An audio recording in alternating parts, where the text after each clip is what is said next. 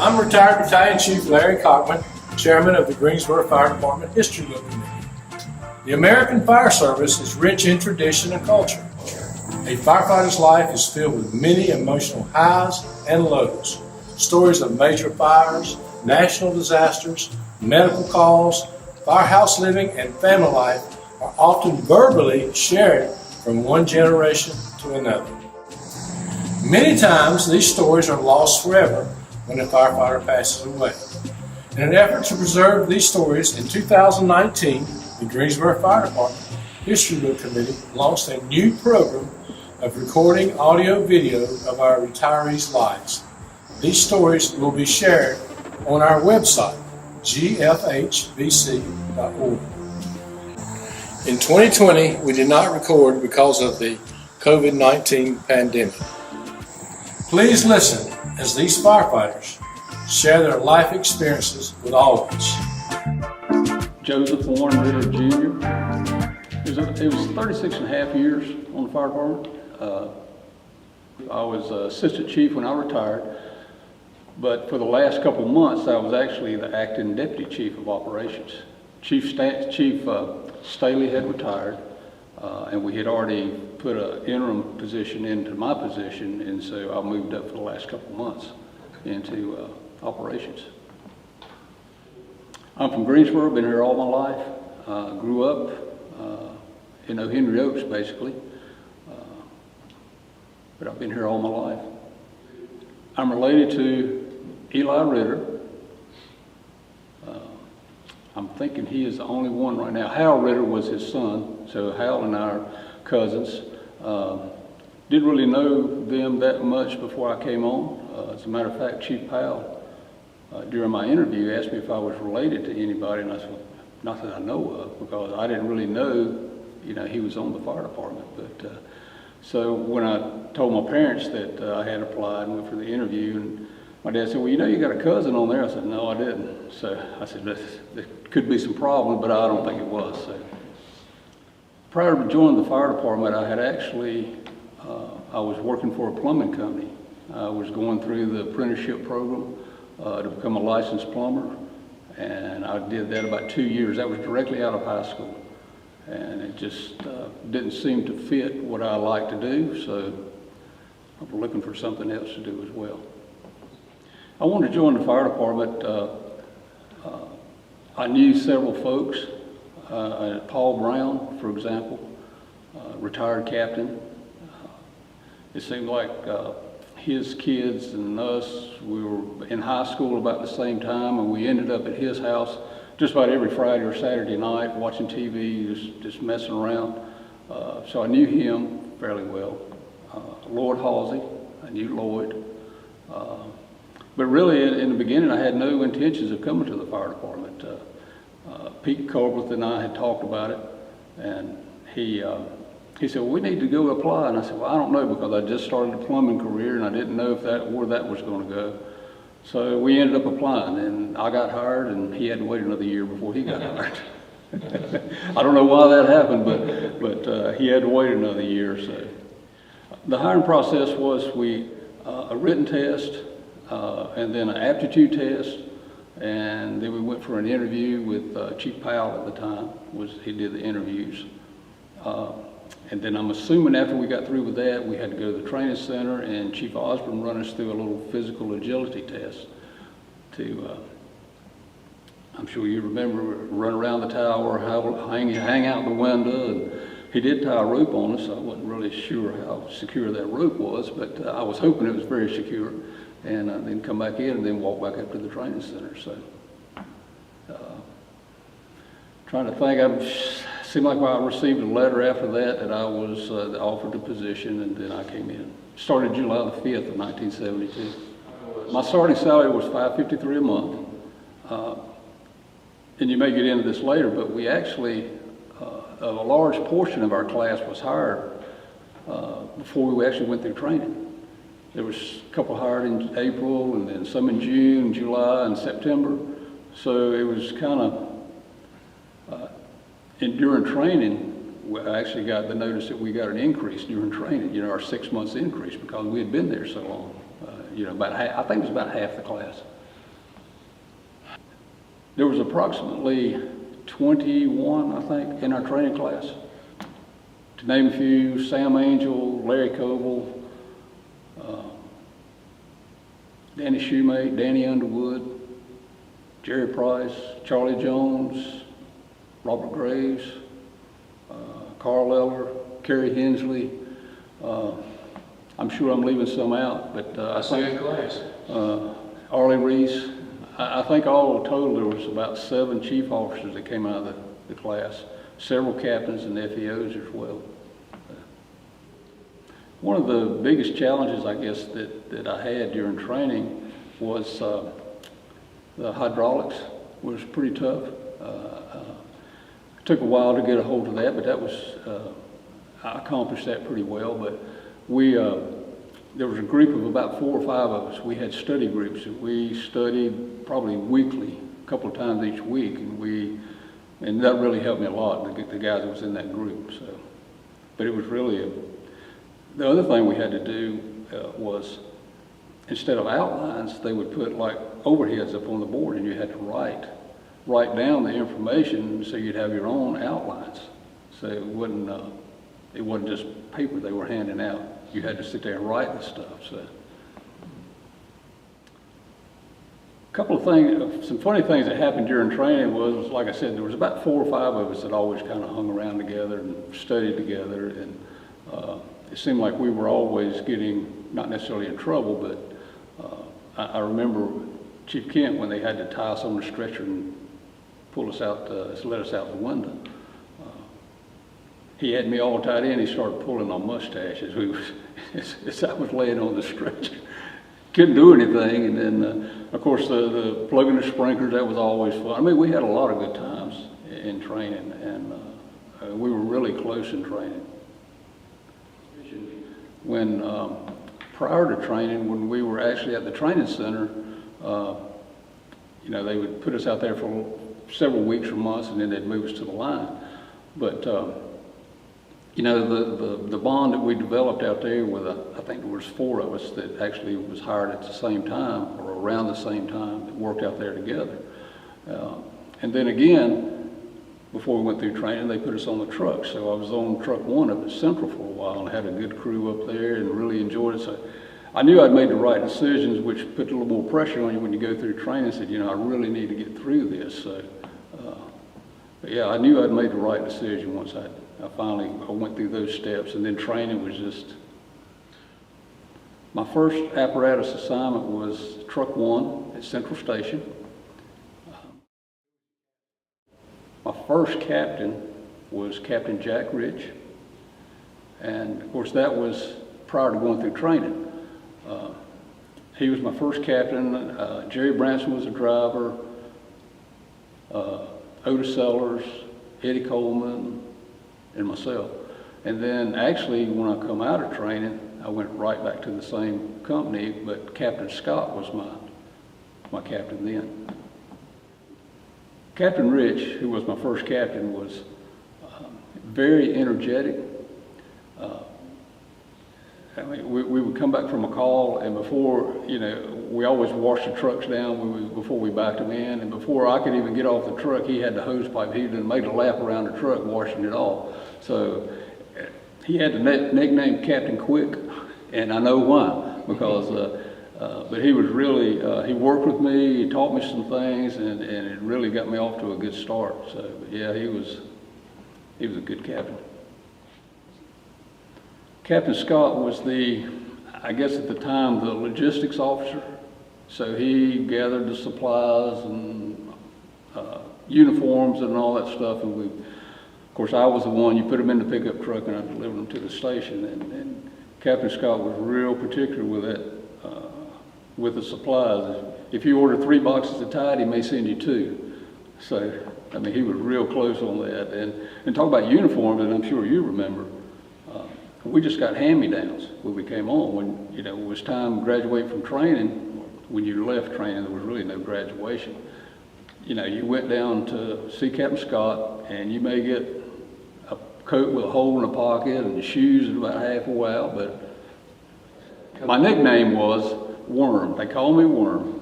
And it's my understanding from at Central Station, Graham Fuquay was the one that always gave out nicknames. So that's the nickname I got.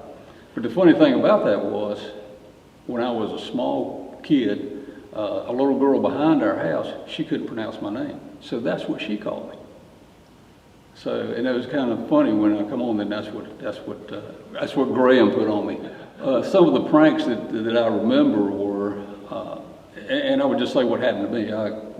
But you know, sometimes I would go put my shoes on, somebody would fill them with shaving cream. Particularly at Central Station, we had the pool table was in one room, and then our bedroom was over to the side, and they had the old springs under the mattress. You just had a mattress. Well, you come to bed late, and somebody had come in there under the mattress and put the pool balls under the mattress. As soon as you lay down, they'd be bouncing all over. So, but I mean, plenty of pranks. There's so many. Just as far as cooking and together at Central Station, like I said earlier, Otis Sellers was on our company, and there was 4 companies up there: Engine 1, Engine 2, Truck 1, and Truck 2. And you took a week cooking, which was what, like a Wednesday, Saturday, or 2 days a week. Well, Otis was the cook, so I got to help Otis. He would go to the grocery store, he would buy all the groceries, but with that many people, 20 pounds of potatoes, I was peeling 20 pounds of potatoes for lunch and for supper most of the time, because he learned how to do mashed potatoes. So, but he would do all the cooking, and then the company, we would actually clean up. I was probably not the best cook at the firehouse, but I tried. And my favorite dish to cook was probably, I like to do hamburger steak and baked potato and salad, which was pretty simple to do, and was probably the most I would do. I would cook chili beans, soup. I mean, but I was definitely not the best cook in the firehouse.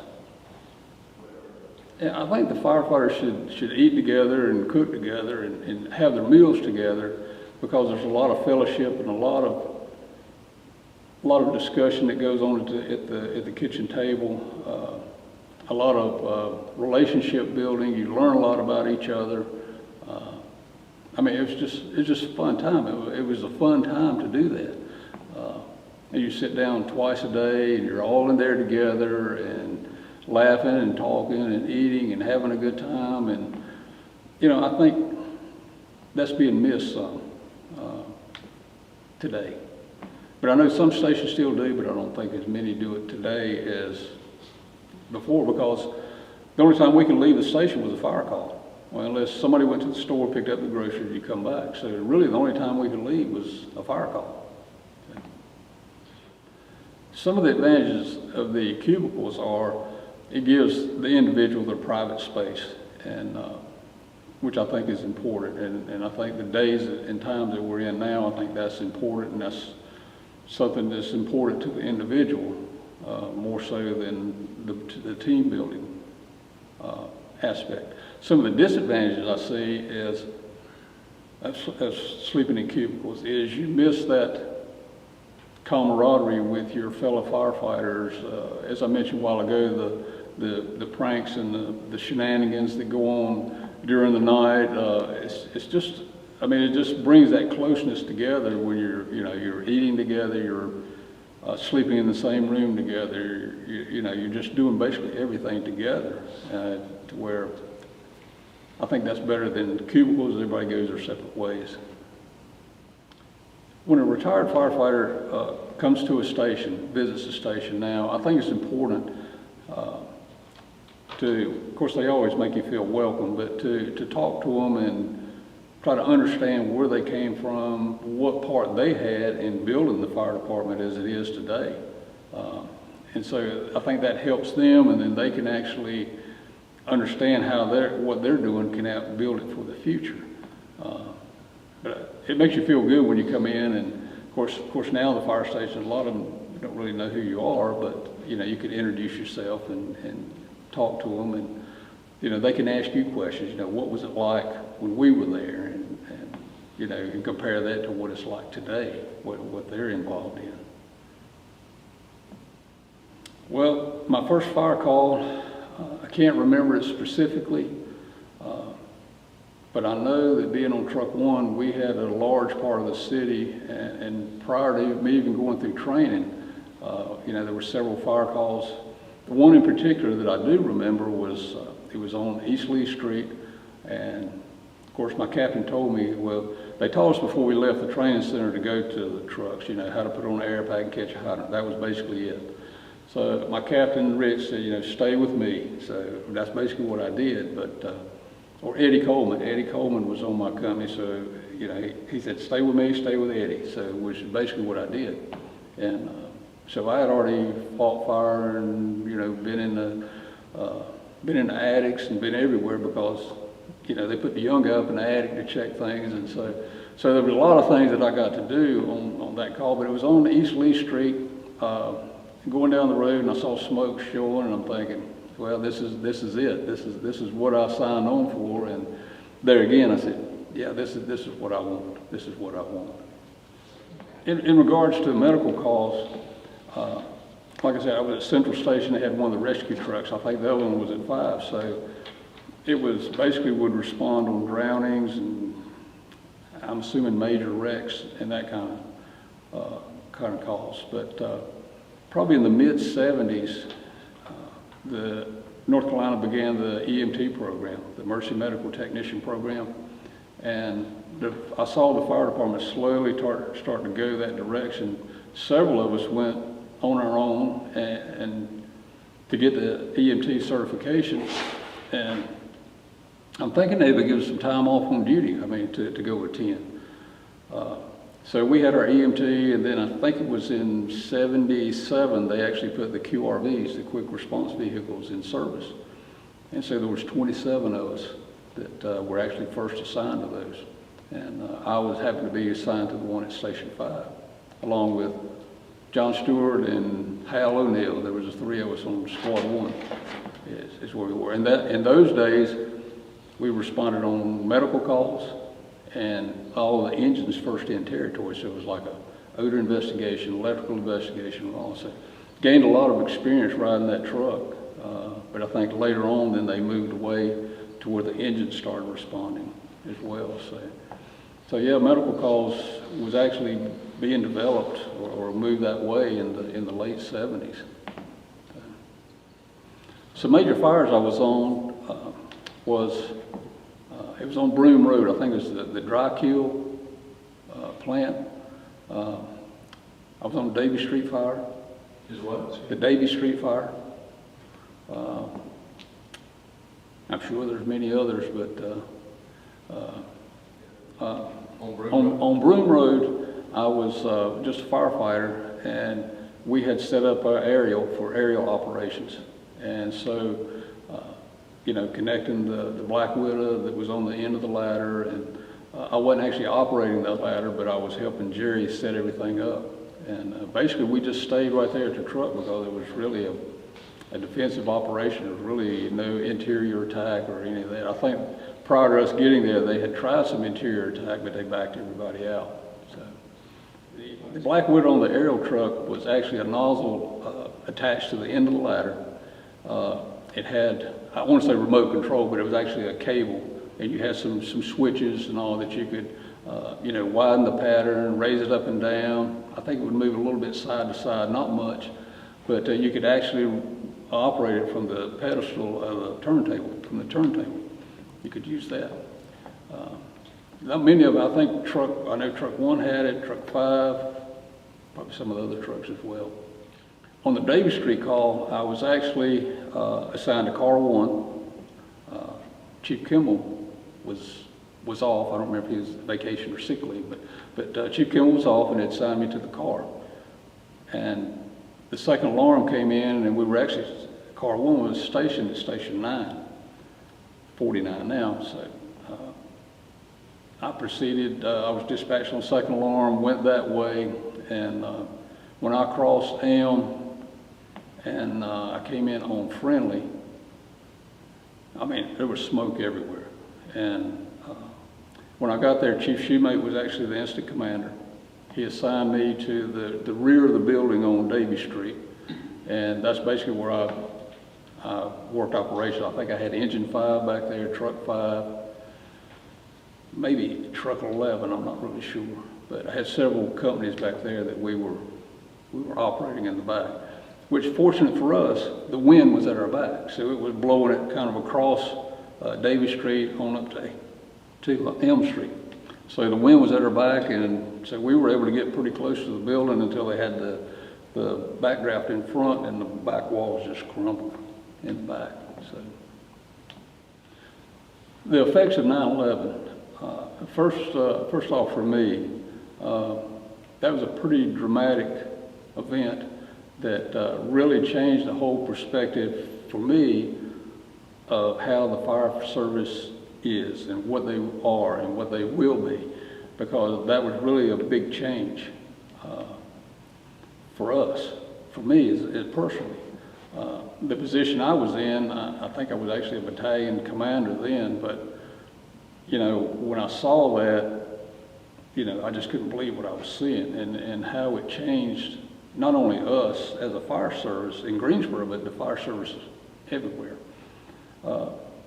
It opened up a lot of opportunities for fire service to get some additional funding for grants and equipment and so forth and so on. And so I was fortunate enough to be moved into, eventually, I think I was safety and special ops, and then finally it just got too much. I went directly into special ops.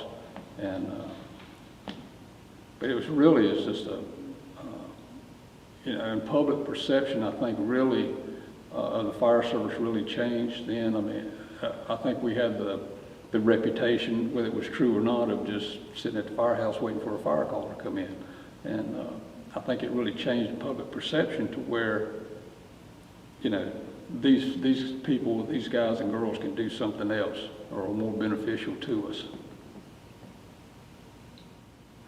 Some of my mentors were, of course, I worked for great captains and great battalion chiefs and assistant chiefs and so on, but you know, the one that sticks out in my mind and always has is Captain Andrew Farmer.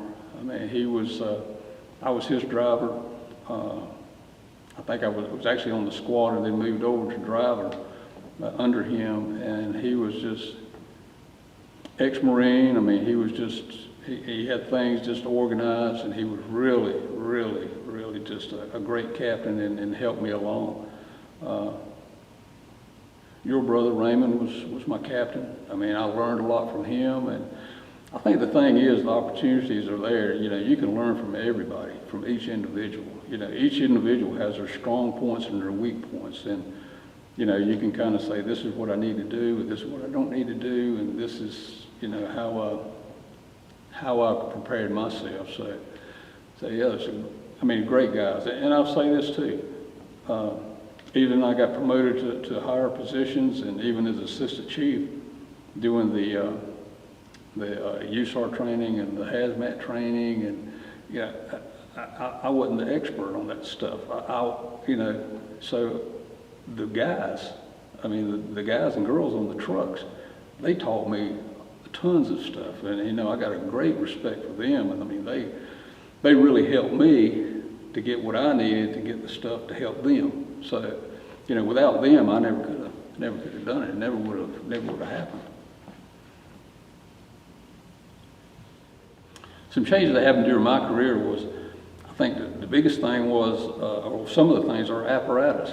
You know, you look at the difference in apparatus from what you know we were assigned to and the apparatus of today. You look at that and you see those changes. The facilities that we're in, the call volume, I mean, it's just so much different than, like I said, I was assigned to truck 1. We were the busiest truck in the city, and I think we had 600 or 700 calls a year. So, you know, now you're looking at calls that many a month for some of these companies out there. So it's, you know, the call volume, the more professionalism, the more training, the more things that you have to be aware of. You know, this job is a job you learn every day. There's something to learn every day. And so it's, you know, just the attitudes of people, you know, like you said before, the cubicles and the different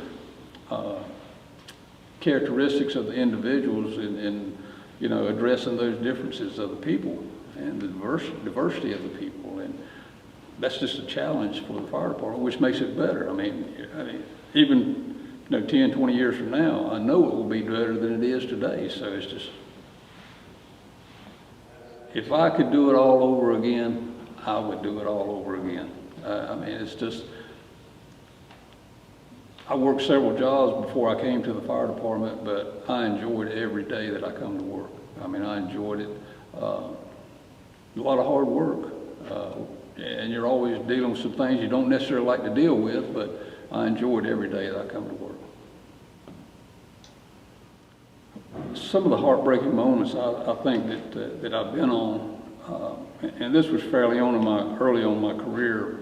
We went on a house fire, and I think there was a lady and her small child had actually passed away in the fire. Eddie Coleman and I had gone in, and we actually found the mother leaning over the crib to pick up her child, and of course they both perished right there. So that was pretty heartbreaking and really sticks in my mind as far as what we do and the challenges we face out there. So, and that's probably there's probably several other examples out there, but that's the one that really sticks out in my mind. I think about that one a lot. Ways to deal with those difficult calls or difficult situations. Back in the beginning, there was really nothing there. There was really nothing for us there. You had to rely on each other and talk to each other and really you work through those situations basically, and I don't want to say by yourself, but when I say by ourselves, I mean with each other.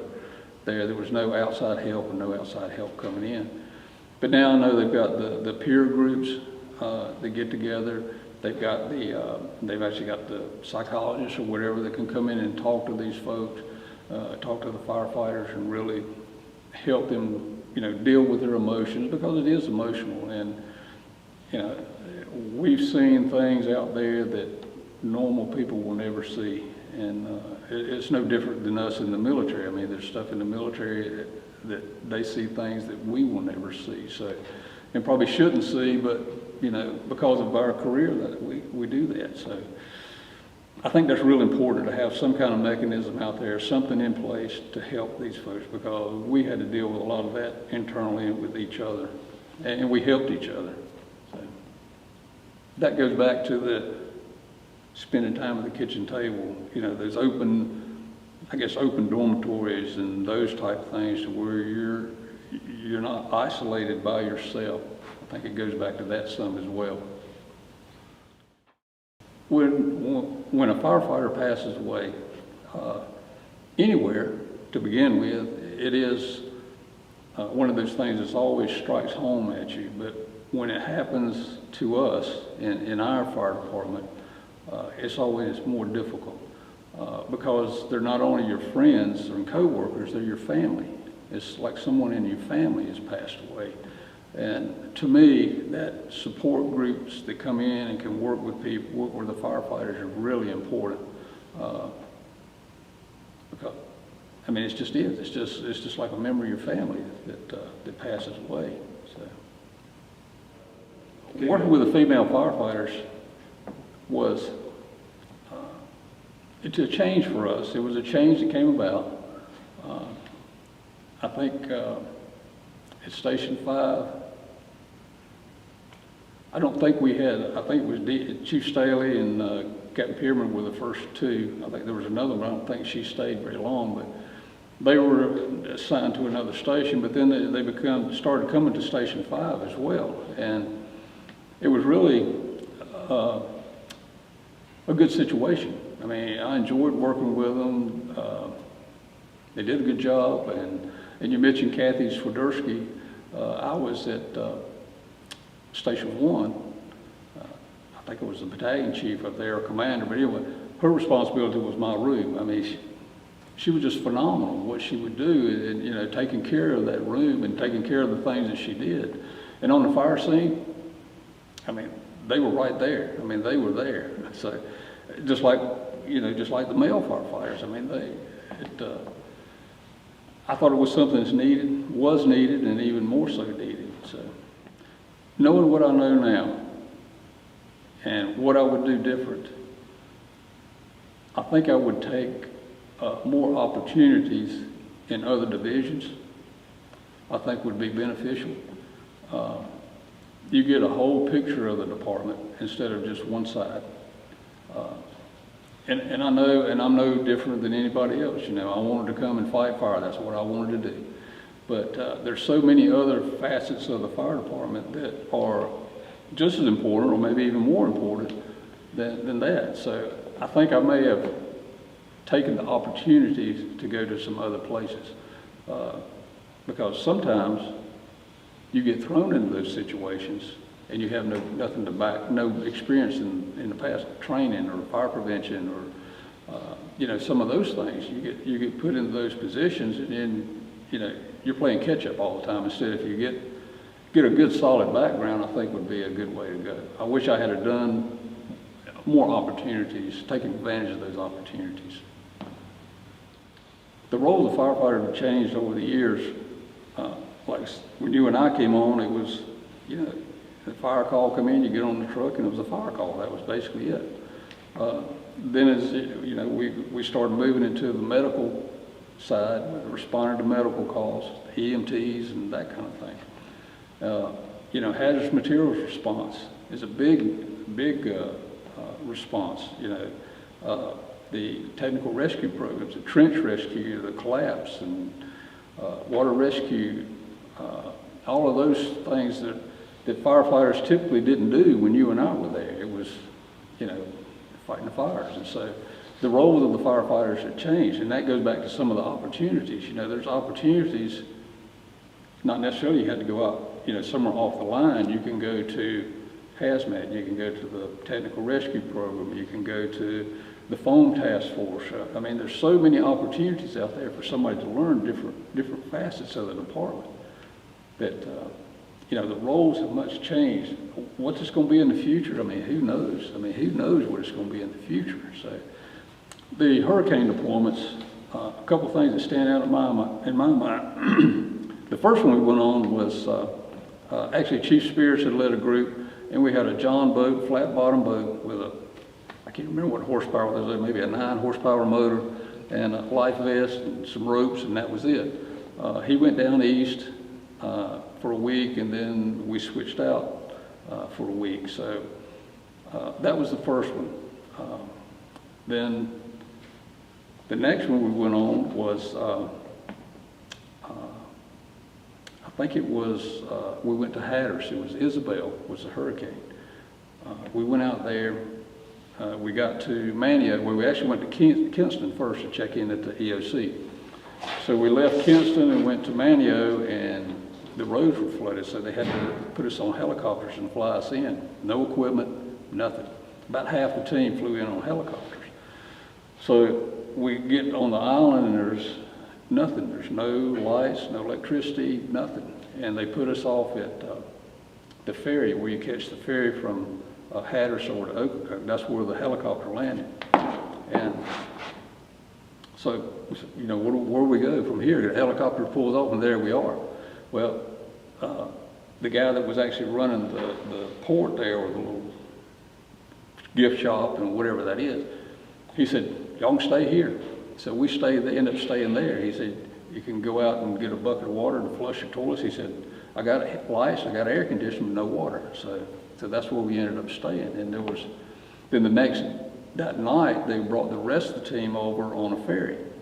But they got about, I think it's 100 or 200 yards off the coast, with the dock, and got on a sandbar. So they had to sit there till the tide come in, then they came on. So it was about after midnight before they came in. And it was, to be honest, it was really, Joel Wood, myself, really, we were not really that organized as we should be.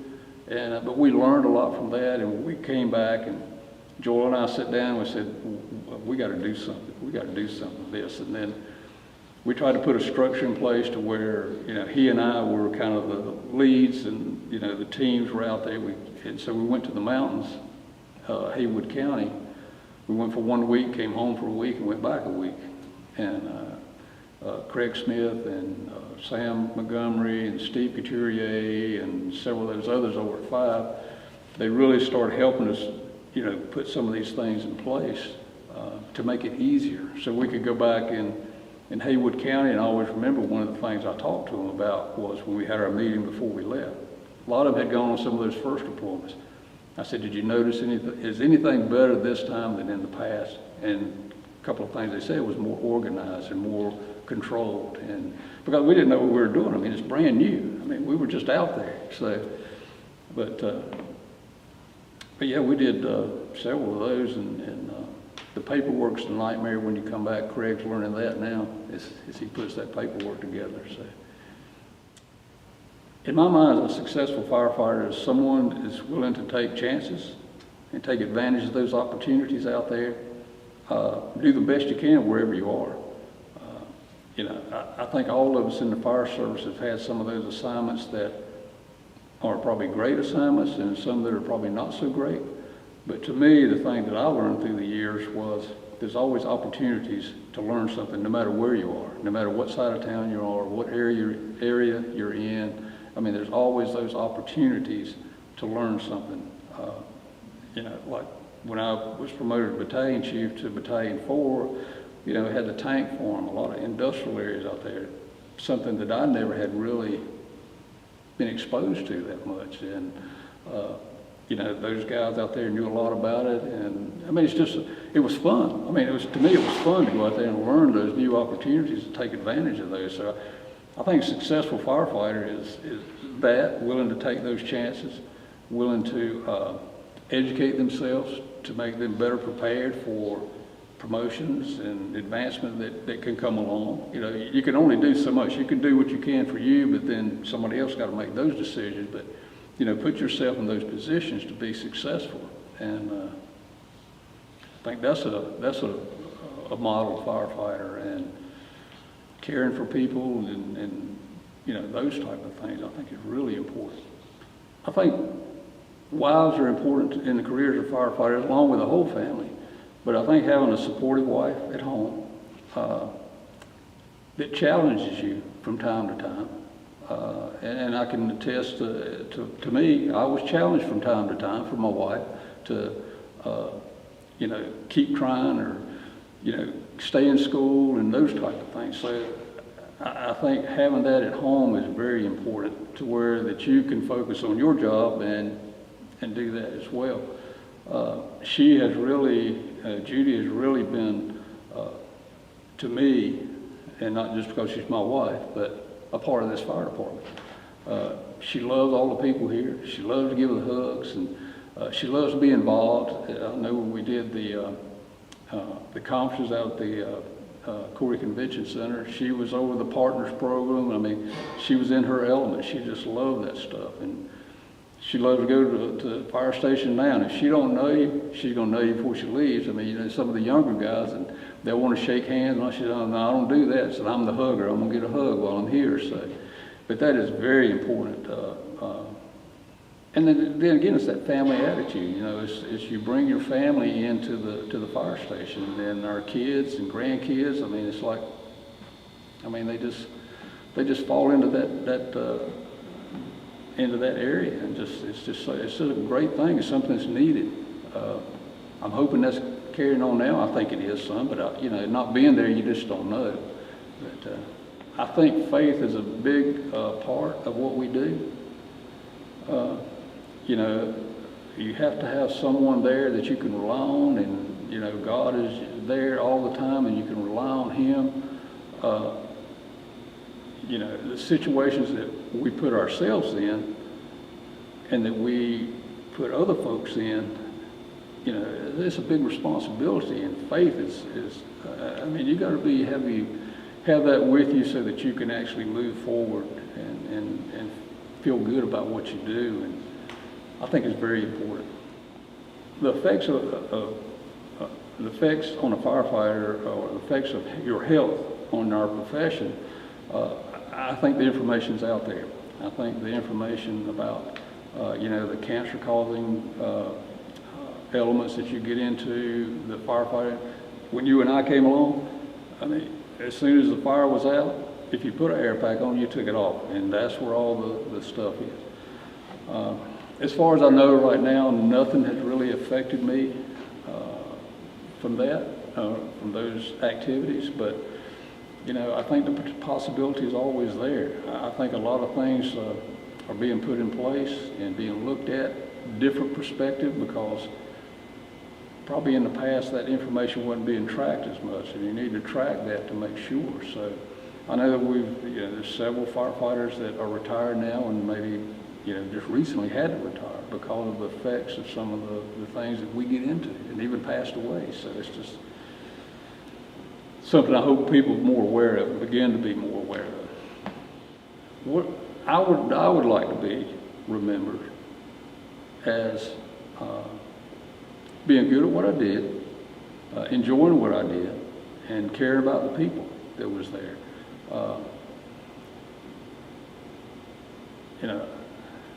I can say a lot of my accomplishments, and I can say a lot of things I did, but I didn't do it by myself. I think that,